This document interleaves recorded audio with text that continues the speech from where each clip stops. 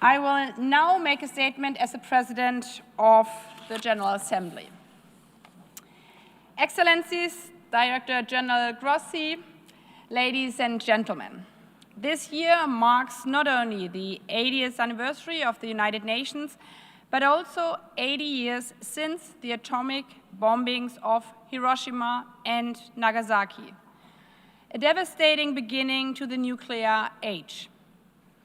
As the IAEA has constantly warned us, the memories of Hiroshima and Nagasaki remind us this day that the nuclear danger is not an abstraction. It is a real and persistent danger.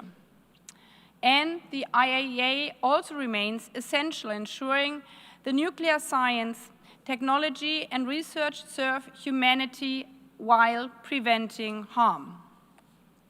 Yet, its mission is becoming more difficult as conflict, mistrust, and geopolitical competition erode the systems of cooperation, verification, and safeguards on which global nuclear stability depends.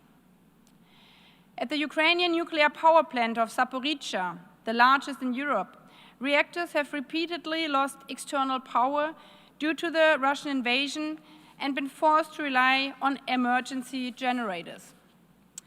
In East Asia, the agency has been unable to verify North Korean nuclear activities for more than a decade, leaving a critical gap in global oversight.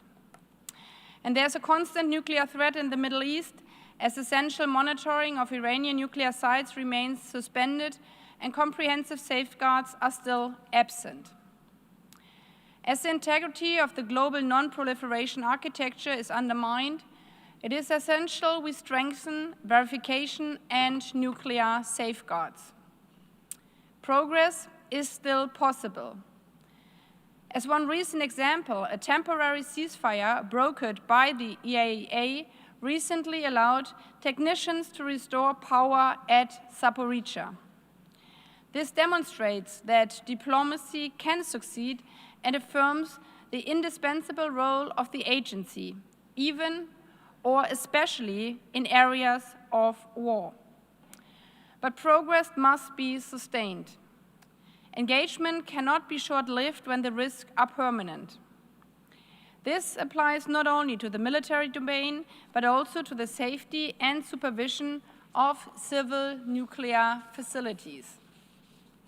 With over 30 countries using nuclear plants to generate power, the protection of civilian nuclear infrastructure cannot be treated as secondary. We are also witnessing a deeply concerning trend in which peaceful nuclear installations are increasingly at risk of being targeted during armed conflict, in violation of international law, or being potential target for terrorist attacks. The world will not receive advance warning before the next nuclear disaster may strike. And we need to remain vigilant.